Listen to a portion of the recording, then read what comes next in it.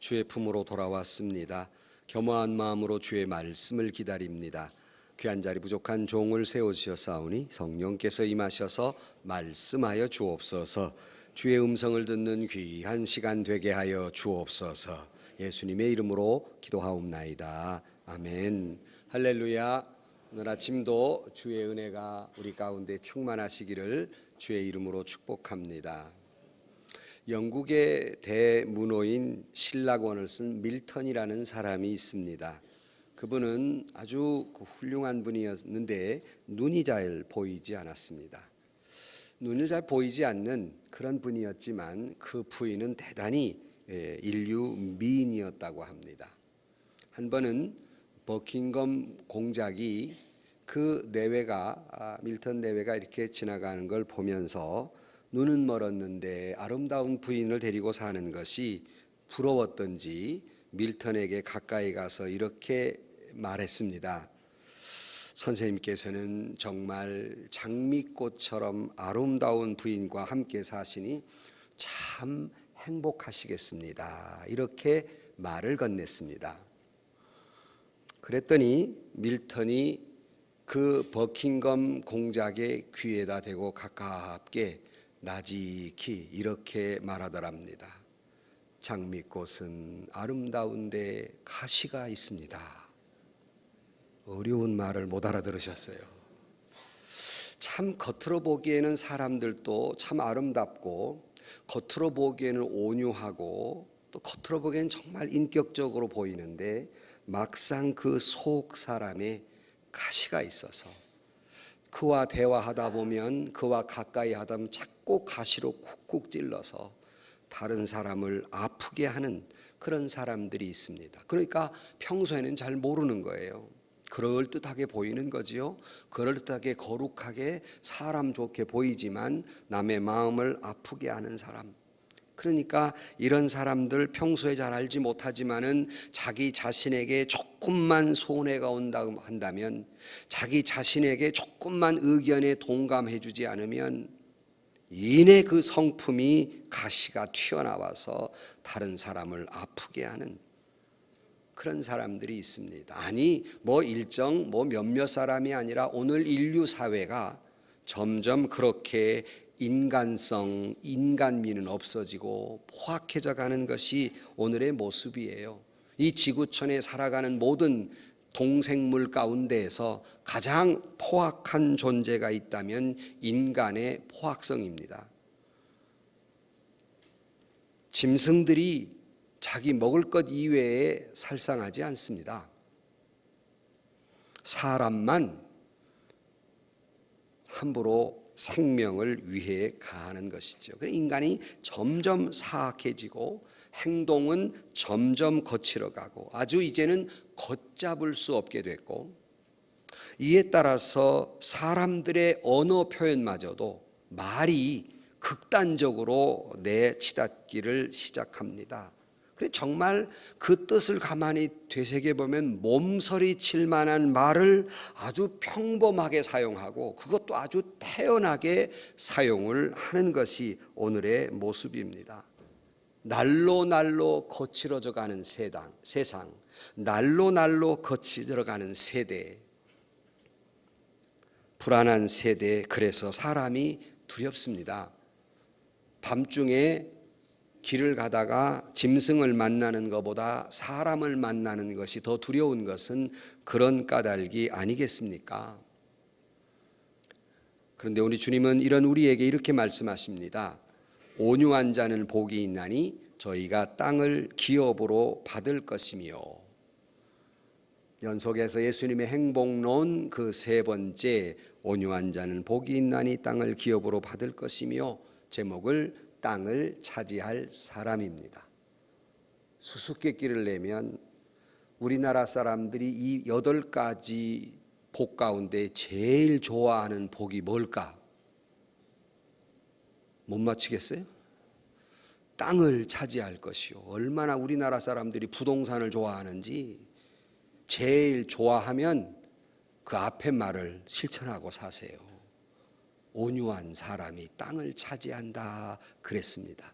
오늘 아침 예수님의 행복론을 같이 우리가 생각해 보면서 저나 여러분이나 예수님 닮은 온유한 사람들, 그래서 이 땅을 차지하는 저와 여러분들이 되시기를 주의 이름으로 간절히 축원합니다. 그럼 첫 번째로 성경에서 말하는 온유라는 단어가 무엇을 의미하는 것일까 하는 것부터 생각을 해봐야 돼요. 일반적으로 이 세상을 사는 것이 너무 온유하면 부모님들이 자식들에게도 하는 말이지만 너 그렇게 해가지고 세상 어떻게 살래 하듯이 온유라는 단어를 떠오르면 뭔가 연약한 것 같고 무기력한 것 같고 줏대 없는 사람 같고 우유부단하고 패기가 없고 심지어는 비굴하게까지 보이는 것, 이걸 온유라고 생각하는데 성경은 그런 걸 온유라고 말하고 있지 않습니다. 신약에 사용하고 있는 이 온유라는 말을 헬라어로 프라우스라는 말인데요, 이 프라우스라는 말의 그 뜻은 어떤 힘이 잘 조정되고 있는 내면적 덕성, 심성이란 말이에요. 잘 조정되고 있는 내면적 덕성을 온유라고 말한다 하는 거예요. 이걸 조금 더 이해하려면 그러면 헬라 사람들은 이 단어를 쓸 때 어떨 때 이 단어가 쓰이는가 하면 알 수 있어요. 보통은 두 가지만 말씀을 드리면, 첫 번째로는 의사가 열이 오르거나 병든 사람에게 약을 썼어요. 근데 그 병이 잘 조정이 돼서 이 열이 내리고 병세가 호전될 때에 프라우스, 병이 잘 조정됐다, 이때 이 프라우스라는 말을 사용합니다. 또 하나, 이 프라우스라는 단어를 쓸 때의 경우는 뭐냐면 이 동물을 기르는 사람이 이 사나운 짐승을 잘, 그 포악한 짐승을 잘 훈련을 해서 잘 길들여진 상태, 이것을 프라우스, 즉 온순해졌다, 이렇게 이야기하게 됩니다. 그러므로 성경에서 말하고 있는 온유라는 것은 조금 전에 말씀드린 대로 무슨 무골호인, 주체도 없는 그런 무골호인을 지칭하는 것이 아니라 강한 자기 통제 아래서 억제된 힘, 잘 조정되고 있는 능력, 이럴 때 우리는 그를 온유함이라 이렇게 말합니다. 결코 나약한 얘기가 아니라는 말씀입니다. 그러면 두 번째로는 온유한 사람이라는 말을 할 때는 어떤 뜻일까 하는 거예요. 그러면 온유한 사람은 어떤 사람일까 하는 거예요. 영어로 오늘 본문도 이 온유라는 말을 meek 또는 meekness라고 이렇게 번역을 하는데, 이것은 뭐 부드러운, meek 그러니까 외우기 쉽게 미끄러지듯 한 마음. 조크를 하는데도 안 웃어요. 이게 미끄러질 것 같은 아주 부드러운 마음, 이것을 온유라고 말합니다. 그러니까 온유라는 말은 다른 사람과 나와의 관계에서 이루어지는 것인데, 다른 사람에 대한 나의 반응을 잘 다스릴 때 우리는 온유라고 말합니다. 다시 말씀드립니다. 다른 사람에 대한 나의 마음, 좋은 마음도 있지만 싫은 마음, 분노하는 마음을 내가 그에 대해서 잘 다스릴 줄 아는 것, 이 사람을 우리는 온유한 사람이다, 이렇게 표현합니다. 그래서 시인 브라우닝이 이렇게 말했습니다. 거인의 힘을 가졌으나 부드러움으로 대하는 성품으로 바뀐 상태를 온유라고 한다 그랬어요. 힘이 없어서 비굴한 것이 아니라 아주 거인의 힘을 가졌지만은 그러나 타인에게 아주 부드러운 것으로 대하는, 그렇게 바뀌어 있는 성품, 이걸 온유라고 한다. 그래서 이걸 영어로는 gentle giant, 부드러운 거인이라는 거예요. 힘은 있으나 다른 사람에게 함부로 대하지 않는 거예요. 제가 종종 말하잖아요. 잘 짖는 건 도사경입니까? 푸들입니까? 치와와 이런 것들이 잘 짖어요. 이건 조그만 해가지고 잘 짖는 이유가 자기 힘을 과시해서가 아니라 겁이 나서 그러는 거예요. 큰 개는 웬만한 사람 와봐야 잘 안 짖어요. 이러지. 한 건 쪼매레기들. 쫄짱부나 하는 짓이지. 뭐 자기가 눈 부라리고 다니면 뭐 굉장히 자기가 거창한 사람 같지만 남들은 말을 안 해도 쫄짱부 지나간다 그러는 거예요. 큰 사람은 힘이 있으나 사람들에게 부드럽게 대하는 사람이에요. 이게 온유한 사람입니다. 그래서 칼빈은 온유를 이렇게 해석하고 있어요. 부드러운 태도로 살며 모함에 쉽사리 노하지 않으며 보복하지 않으며 자기에 대하여 악의로 대하는 자에게 길이 참는 것. 야, 여러분 벌써 겁난 얘기잖아요. 참 어려운 얘기예요. 쉬운 이야기는 아니지만 그거를 온유라고 한다. 그러니까 우리가 나는 온유한 사람인가 아닌가 여러분을 금방 알 수 있어요. 어떻게? 남이 나에게 상처를 주거나 남이 나에게 공격해 왔을 때 내가 타인에게 어떻게 반응하는가. 내가 화가 안 난다는 얘기 아니에요. 화가 나고 분하지만 그걸 어떻게 내가 잘 조정하고 있는가. 내가 잘 조절이 안 된다 그러면 그 사람은 온유한 사람이 아니에요. 그러나 이걸 잘 조절하고 산다 그러면 그 사람은 우리는 온유한 사람이다 할 수 있습니다. 그래서 아리스토텔레스는 이렇게 말합니다. 온유한 사람은 경로하지 않는다. 그러나 무감각하지도 않다. 그러니까 아프지 않아서가 아니에요. 화가 나지 않아서가 아니에요. 무감각해서가 아니라 경로하지 않고 자기의 마음을 잘 다스리는 거예요. 그래서 철학자 아리스토텔은 이렇게 말합니다. 온유라는 말을 번역을 하면서 인간은 누구나 화낼 줄 안다. 여러분 화낼 줄 모르는 사람이 어디 있어요? 우리가 말하잖아요. 화내는 사람 보고 저만 화낼 줄 아나? 나도 화낼 줄 안다 그러잖아요. 그러니까 인간은 누구나 화낼 줄 안다. 그러나 정당한 대상을 향하여 정당한 정도로 정당한 때에 정당한 목적으로 정당한 방법으로 화낼 줄 아는 사람이 온유한 사람이다. 화를 전혀 못 내는 무고로호인을 얘기하는 게 아니라 다시 읽어드립니다. 인간은 누구나 화낼 줄 안다. 그러나 정당한 대상을 향하여 정당한 정도로 정당한 때에 정당한 목적으로 정당한 방법으로 화낼 줄 아는 사람. 이것이 온유한 사람이다. 잘 조정된 성품이에요. 그것이 여러분이 사회를 살아가는 사회 속에서도 그렇고 교회 안에서도 그렇고 가정 안에서도 그렇습니다. 서로 온유한 성품으로 살아야 하지요. 그래서 제가 늘 이런 말씀을 드릴 때마다 가정에서도 우리가 그러잖아요. 옛날 지금은 밥을 먹다가 돌을 씹는 경우는 없지만 옛날에는 돌을 씹는 경우가 많잖아요. 그래서 특별히 가정주부들이 그 가마솥 같은 데다가 밥을 이렇게 할 때에 잘해서 잘 일어서 돌 없이 잘 일어서 밥을 해가지고는 그 가정의 가장 어르신에게 밥을 뜰 때는 어디서 떠요? 가상에서? 가운데에 싹 해가지고 폭 그 속에서 아주 그냥 잘 김이 모락 마는 걸 딱 퍼서 드려요. 그러면 꼭 누가 돌 씹어요? 경험을 많이 했구만. 이게 휘휘 저으면 이게 원심력에서 가운데로 모이게 돼 있어요. 꼭 어른이 씹는단 말이에요. 그러면 남성 여러분 요즘은 돌 씹는 경우가 없지만 돌을 씹었을 때 어떻게 반응하라 그랬어요? 조용히 이렇게 말씀하시면 됩니다. 돌보다 밥이 많네. 그 골라내면 돼요. 아침부터 누가 쌀 잃었냐 누가 안 쳤냐 뭐더러 성질내요. 아침부터. 혹시라도 이 여름철에 이 장마철에 음식이 많이 상하는데 혹 남성 여러분 아내가 갖다 준 밥을 먹다가 보니까 음식이 상했더라도 순교하는 마음으로 조용히 드세요. 밥을 차려 주니 그것도 감사하지. 밥 못 얻어먹는 남자들 수태 많아요. 그래도 어부인께서 차려준 밥을 뭐라고 거기다 토를 달아요. 거기다가 혹시 음식이 맛이 없더라도 여러분 입맛도 신앙적으로 변해야 돼요. 어떻게? 혹시 맛없는 음식이라도 이것이 주님이 주신 것이거늘 그러면 기쁨과 감사가 있는 거지. 이런 상태, 이것을 우리는 온유하다고 그러는 거예요.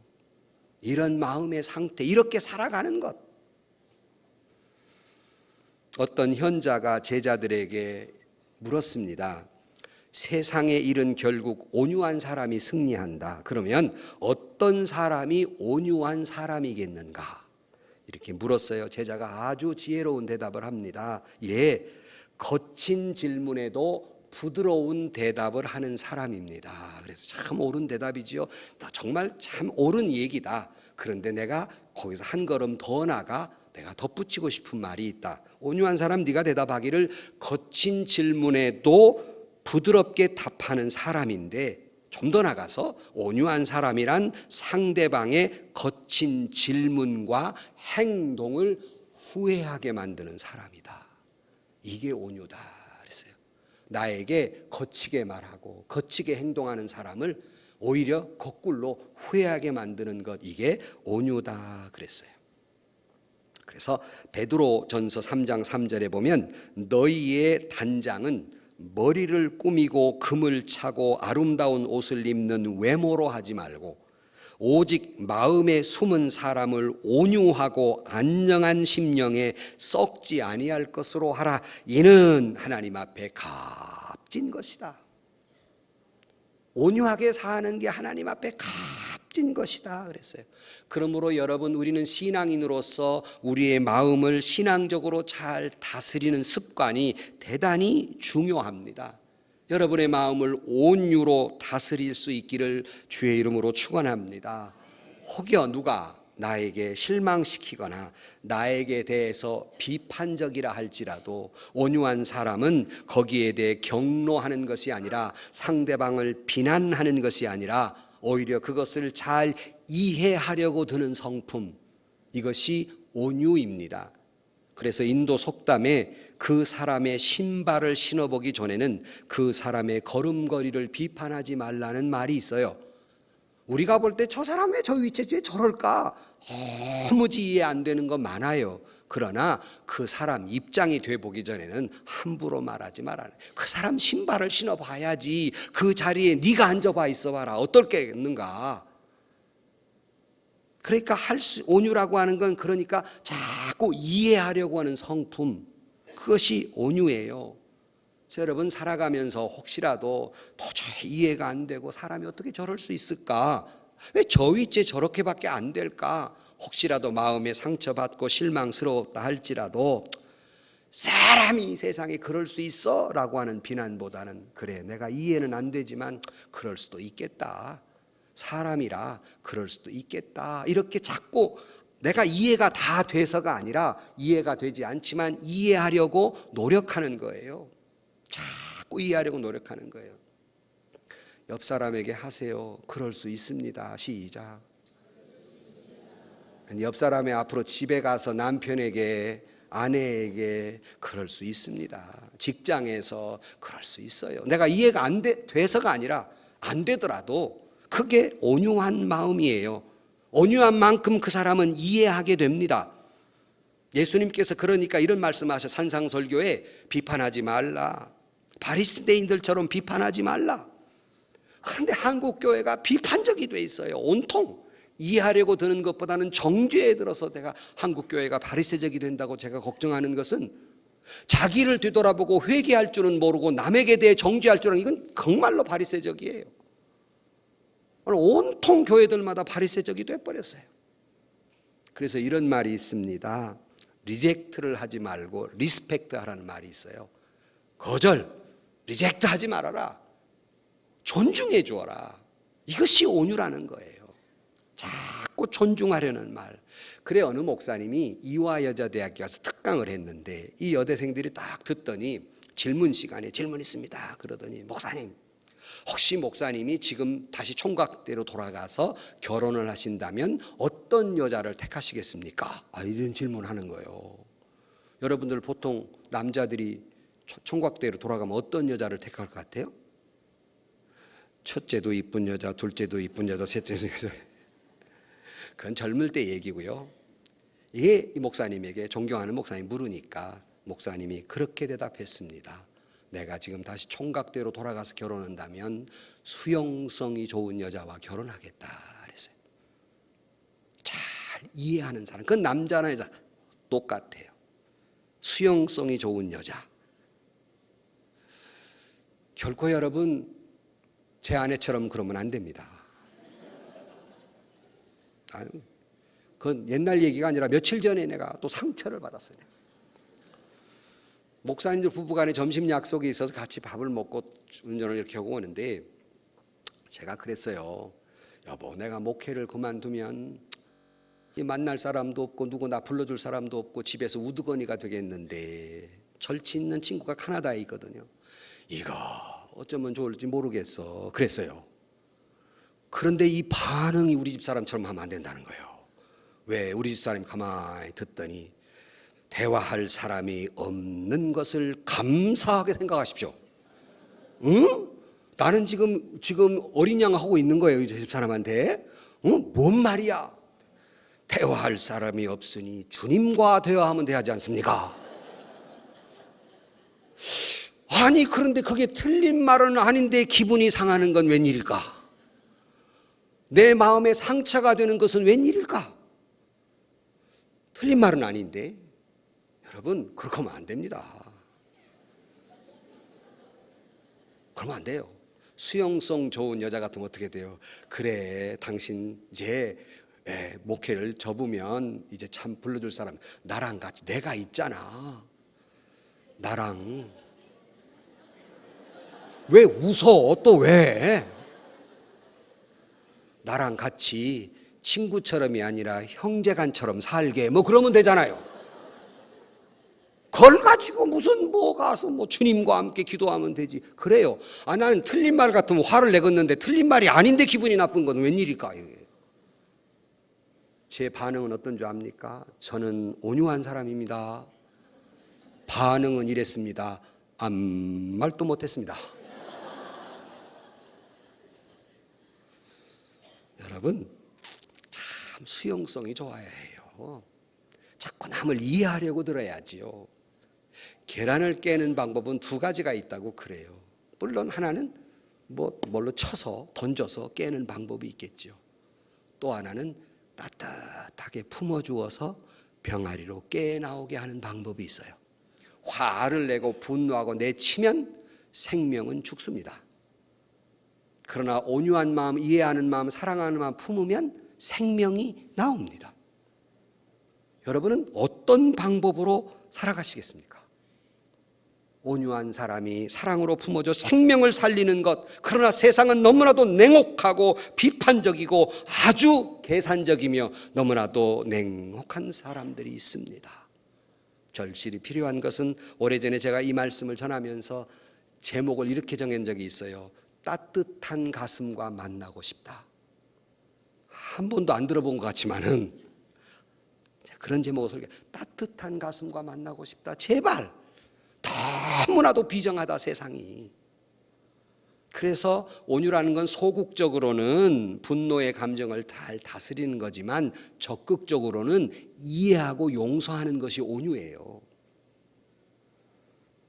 그래서 여러분, 나와 다른 생각을 갖고 있다고 해서 쉽게 비난하지 않는 것, 나와 다른 생각을 가졌다고 해서 매몰차게 거절하지 아니하고 리스펙트, 존중해 주는 것. 그래서 온유는 배타적이거나 독선적이지 않습니다. 온유한 사람은 그렇게 째려보는 눈을 가지고 있지 않습니다. 언제나 어울리는 눈을 가지고 있죠. 온유란 그래 세상에 최대한 다른 사람을 존중해 주는 사람입니다. 그렇다면 근세에 들어서 온유한 사람은 어떤 사람이었을까를 이렇게 생각해 보면 여러 사람이 있겠지만 아브라함 링컨을 이야기들을 많이 합니다. 아브라함 링컨은 참 온유한 사람이었다 그래요. 아브라함 링컨을 존경하는 사람도 많았지만 아브라함 링컨을 아주 극도로 싫어하는 사람도 많았어요. 그 중에 한 사람이 스탠톤이라는 사람인데 링컨을 그렇게 싫어할 수가 없어요. 그 훌륭한 인물이라도. 그래서 아주 스탠턴은 대놓고 교활한 광대 같은 사람이다 이랬고, 공공장소에서 많은 사람들이 모인 곳에서 스탠턴이 연설을 하면서 이 링컨은 오리지널 고릴라다 이렇게 말했습니다. 그러면서 그가 하는 말, 여러분 고릴라를 보러 뭐 때문에 아프리카에 갑니까? 일리노이주의 스프링필드에 가면 멋진 고릴라 한 마리가 있습니다. 그게 링컨이에요. 그렇게 아주 극도로 싫어했고 극도로 그를 비난한 사람입니다. 링컨이 온유한 사람, 위대한 사람이라는 것은 링컨이 대통령이 됐을 때 그는 그 사람을 국방부 장관에 임명합니다. 사람들이 막 주변에 참모들이 어떻게 이럴 수 있습니까? 이런 사람을. 링컨의 대답은 간단합니다. 그 자리에 그가 가장 적임자이기 때문입니다. 이런 마음이 온유입니다. 아시는 대로 링컨이 암살을 당했죠. 스탠턴이 암살당한 후에 그의 시신 앞에 엎드려서 이렇게 말했습니다. 여기 지금까지 세계에서 가장 위대한 통치자가 누워 계십니다. 온유한 자의 최후의 승리입니다. 성경에 보면 온유한 자의 대표적인 인물은 다윗입니다. 말할 것도 없이. 왜냐하면 민수기 12장 3절 말씀에 이 사람 모세의 온유함이 지면의 모든 사람보다 승하다. 가장 온유한 사람이다 그랬어요. 여러분, 그의 일화는 잘 알지 않습니까? 그가 구수 여인을 취했을 때 주변에 많은 누이나 형제들이 조롱을 했을 때 그는 그 조롱에 아무 말이 없어요. 충분히 변명할 수도 있고 왕으로서 그럴 수도 있지만은 그러나 그는 아무 말이 없습니다. 주의 종을 비판했기 때문에 그들이 고난을 당할 때, 하나님으로부터 저주를 받았을 때 잘 됐다고 박수친 것이 아니라 그들을 위해 눈물로 기도한 사람이 모세입니다. 이게 온유입니다. 다윗의 훌륭한 점은 그가 죄가 없다는 것이 아닙니다. 그가 죄를 지었을 때 나단이라는 어린 선지자가 와서 그를 충고합니다. 우리 같으면 뭐라고 그래요? 네 나이 몇이야? 어린 것이 까불어 이렇게 할 거 아니에요. 그러나 어린 나단이 와서 당신이 그런 죄입니다 했을 때 그를 그대로 수용하고 회개했습니다. 이것이 온유입니다. 여러분 자신의 신앙의 성숙은 온유의 정도에 있습니다. 얼마나 온유로움에 따라서 여러분의 신앙의 성숙도가 있다는 말입니다. 모든 스포츠가 그러하듯이 종종 말씀드린 대로 힘 빼기 3년이라는 말을 종종 합니다. 모든 스포츠가 처음은 할 줄 모르니까 힘만 잔뜩 줘요. 뭐 수영도 그렇고 테니스도 그렇고 골프도 그렇고 막 힘을 줘요. 골프도 힘 줘 때려봐야 얼마 나가지 않아요. 그러면 코치들이 모든 스포츠에서 힘 빼라 유연성을 가져야만 한다 그래요. 그런데 초보자는 힘을 못 빼요. 어린애들 태권도 배울 때 노랑띠 빨간띠가 힘주지 검은띠는 조용해요. 힘 안 줘요. 성숙해지면 노래마 힘 빼야 잘 된다는 걸 알아요. 빨라야 3년이지 보통 모든 스포츠가 5년까지 가는 사람도 있어요. 그래서 힘 빼기 3년이라는 말이 있어요. 여러분, 힘주면 되는 일이 없습니다. 스포츠도 인생도 힘주면 되는 일이 없어요. 목에 힘 빼세요. 목에 힘 좀 빼세요. 눈에 힘 좀 빼세요. 어깨들이 그럽디다. 눈 깔어. 눈 까세요. 뭘 그렇게 부릅뜨고 살아요. 되는 일 없습니다. 그렇게 해서는. 온유해졌을 때, 유연해졌을 때 위대한 일을 감당할 수 있습니다. 성도 여러분, 온유한 자 되시기를 주의 이름으로 축복합니다. 그런데 본문은 온유한 사람이 복을 받는다고 5절 다시 보면 온유한 자는 복이 있나니 그들이 땅을 기업으로 받을 것이며 그랬고, 시편 37편 11절 말씀에 온유한 자들은 땅을 차지하며 풍성한 화평으로 즐거워하리로다. 행복하게 된다는 말씀입니다. 온유한 자가 땅을 차지한다. 이 땅을 차지한다는 말도 여러 가지 번역이 있고 영어로는 오너십이라고 이렇게 말하기도 하는데, 이 땅 자체를 가지고 보십시다. 이 인류 역사상 땅을 가장 넓은 땅을 정복한 사람이 누구일까? 보통은 우리가 나폴레옹도 있고 알렉산더도 있고 히틀러도 있지만은, 그러나 나폴레옹이 정복한 땅에다가 알렉산더가 정복한 땅에다가 히틀러가 정복한 땅을 합해도 다음 사람만 못해요. 그게 누구예요? 잘 아시는 징기스칸이에요. 이제 내일 그 후예가 우리 교회 옵니다. 한국 땅에 우리 초대해서 몽골 아이들이 와요.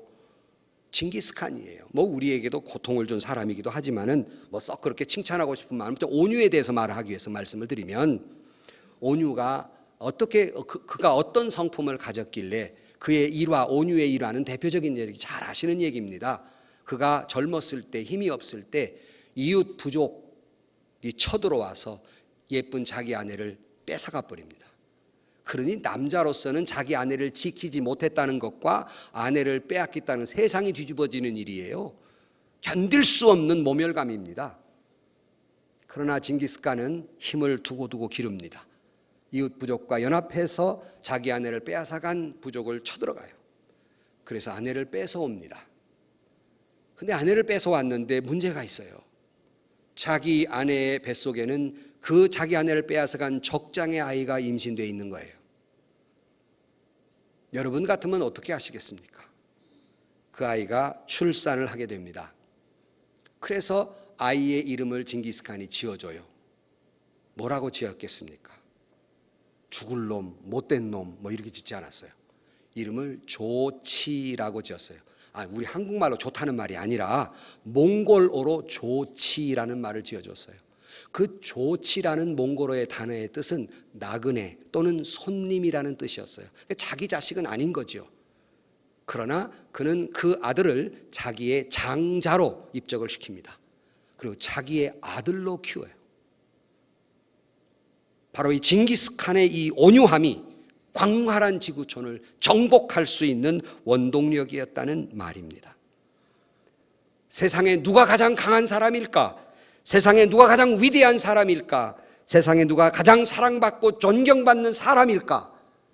바로 그것은 어떤 모멸과 멸시와 천대와 생명의 위협 가운데에서도 자신의 인격, 자신의 신앙 인격을 흐트러뜨리지 아니하고 온유를 유지하는 사람, 이것이 가장 위대한 사람이고 가장 존경받는 사람이고 가장 훌륭한 사람이라 할 수 있습니다. 그 온유함이 어떤 대상의 마음도, 어떤 거칠은 사람도 마치 불꽃이 강철을 녹이듯이 상대방을 녹일 수 있고, 그 온유함이 우리 교회를 행복하게, 우리 가정을 행복하게, 이 나라 이 지구촌 행복하게, 교회를 은혜롭게, 이 세상을 살만나게 하는 것, 바로 그것은 온유함입니다. 대표적인 증거가 십자가입니다. 우리 주님 예수 그리스도가 십자가에 못 박혀 죽으시면서 그를 괴롭히는 자들을 향해서 주님이 만약에 주먹을 불끈 쥐고 이놈들 두고 보자, 가만 안 두겠다 하신 것이 아니라, 채찍에 맞으면서도, 조롱을 받으면서도, 얼굴에 침뱉음을 당하면서도, 그 허리에 창을 찌르는 자들에게 고통을 당하면서도 주님은 그들을 위해 기도하셨습니다. 저들의 죄를 용서하여 주옵소서. 이것이 예수님의 온유입니다. 조금 전에 이 온유함이 땅을 차지한다, 이 땅을 차지한다는 말은 오너십이라는 말씀을 드렸어요. 즉 말해서 주인 된다는 말이에요. 땅의 주인 된다 하는 말입니다.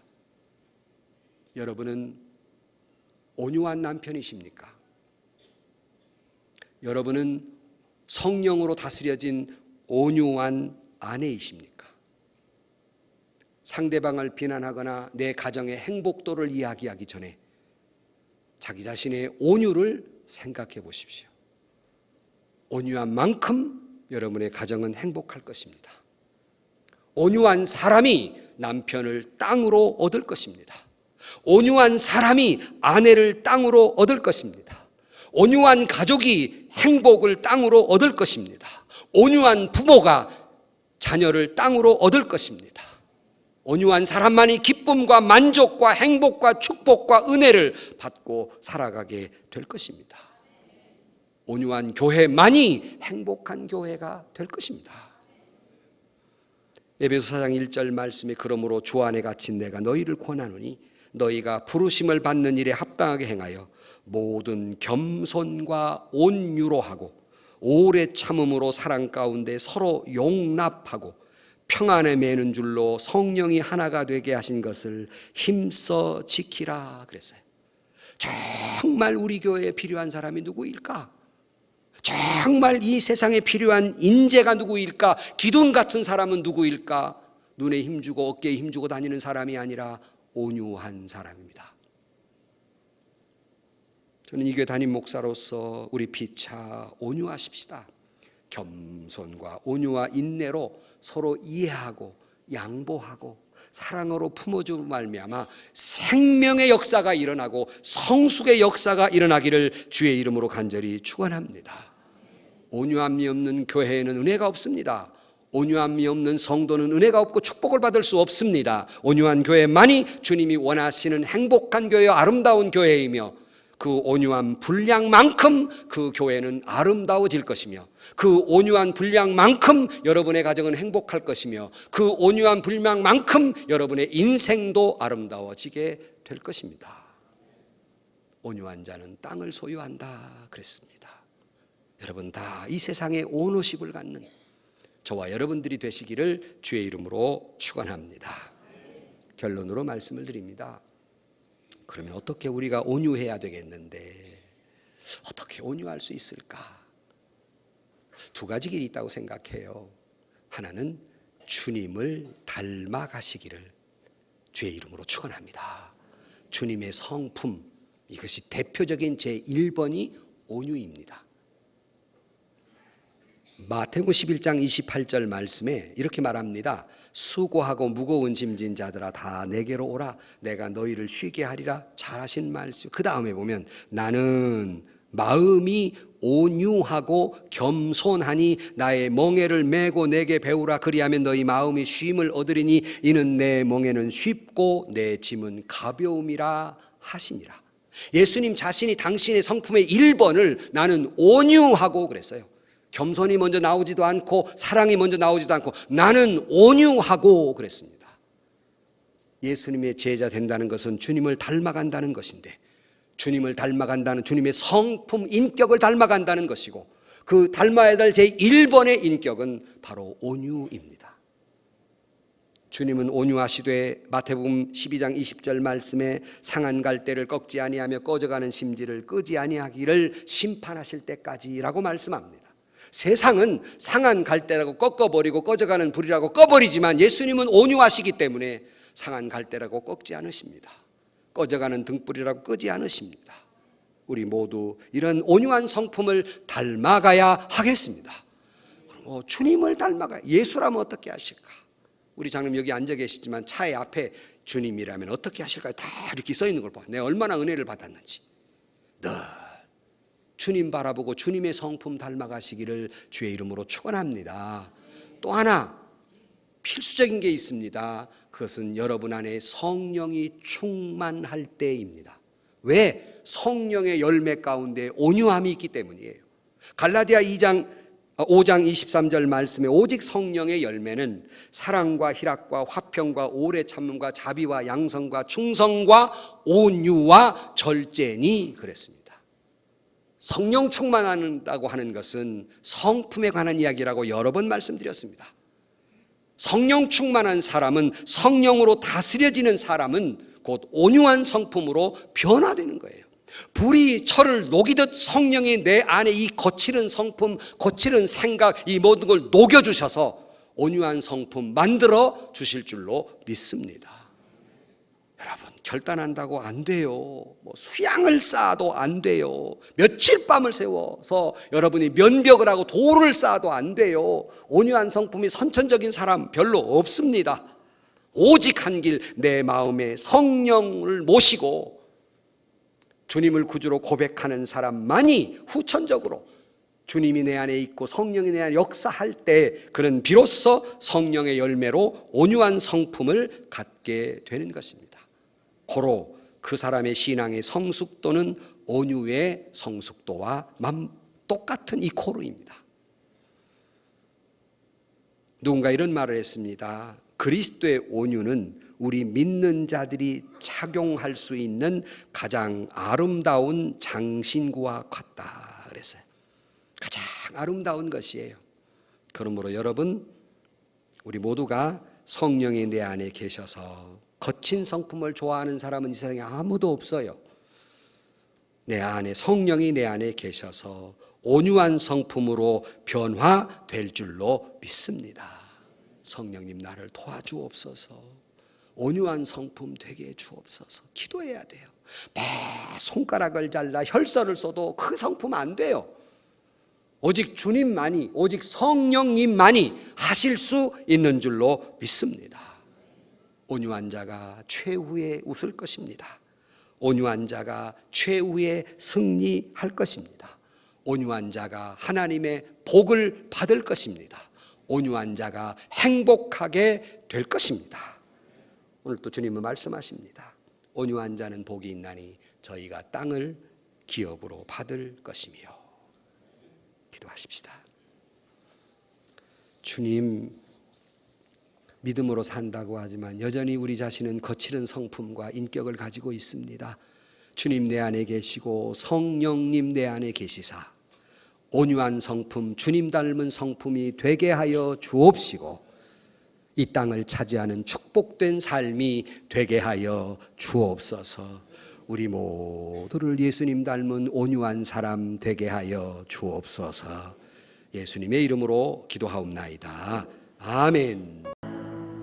세상에서 시달린 친구들아 위로의 주님 바라보아라. 눈을 들어 주를 보라. 하늘의 모든 영역 주께 맡겨라. 슬플 때에 주님의 얼굴 보라. 사랑의 주님 안식 주리라. 힘이 없고 내 마음 연약할 때 능력의 주